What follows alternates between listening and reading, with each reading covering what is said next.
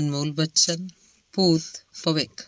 ਜਿਹੜੇ ਬੀਤੇ ਬਾਰੇ ਰੌਸ਼ਨ ਤੇ ਤੁਪਹਿਲੀਆਂ ਯਾਦਾਂ ਰੱਖਦੇ ਹਨ, ਉਹਨਾਂ ਦਾ ਵਰਤਮਾਨ ਤੇ ਭਵਿੱਖ ਵੀ ਰੌਸ਼ਨ ਹੁੰਦਾ ਹੈ। ਰਸੂਲ ਹਮਜ਼ਾ ਤੋਂ। ਜਿਹੜੇ ਘਰ ਅੰਦਰ ਜਾਣ ਦੀ ਝਿਜਕ ਹੋਵੇ ਉਹ ਘਰ ਆਪਣਾ ਨਹੀਂ ਹੁੰਦਾ। ਮਿਖਾਇਲ ਨਈਮੀ। ਇੱਕ ਮੁਜਰਿਮ ਦੀ ਮਾਨਸਿਕ ਅਵਸਥਾ ਆਮ ਆਦਮੀ ਤੋਂ ਉਚੇਰੀ ਹੁੰਦੀ ਹੈ। ਜੇ ਉਹਨੂੰ ਸਹੀ ਸੇਧ ਮਿਲ ਜਾਏ ਤਾਂ ਕੋਈ ਕ੍ਰਿਸ਼ਮਾ ਕਰ ਸਕਦਾ ਹੈ। ਤੁਸੀਂ ਕੀ ਹੋ, ਇਹ ਤੁਸੀਂ ਹੀ ਜਾਣਦੇ ਹੋ। ਆਪਣੇ ਆਪ ਨੂੰ ਆਪਣੀਆਂ ਨਜ਼ਰਾਂ 'ਚ ਹੀ ਨਾ ਗਿਰਨ ਦਿਓ। ਖਲੀਲ ਜਿਬਰਾਨ। ਜਿਹੜੀ ਭਾਫ ਸਾੜ ਦਿੰਦੀ ਹੈ ਉਸ ਨਾਲ ਇੰਜਨ ਤੇ ਜਨਰੇਟਰ ਵੀ ਚਲਾਏ ਜਾ ਸਕਦੇ ਹੈ। ਜਿਸ ਤਰ੍ਹਾਂ ਉਕਾਬ ਹਵਾ ਦੇ ਉਲਟ ਤੇ ਮੱਛੀ ਪਾਣੀ ਦੇ ਵਹਾਅ ਦੇ ਉਲਟ ਚੱਲਦੀ ਹੈ, ਇਸੇ ਤਰ੍ਹਾਂ ਕਵੀ ਜ਼ੋਰਦਾਰ ਭਾਵਾਂ ਦੀ ਜਕੜ ਚਾ ਕੇ ਲਿਖਦਾ ਹੈ। ਰਸੂਲ ਹਮਜ਼ਾ ਤੋਂ।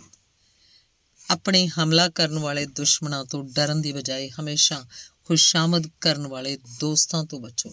ਖੁਸ਼ਵੰਤ ਸਿੰਘ। ਧੰਨਵਾਦ।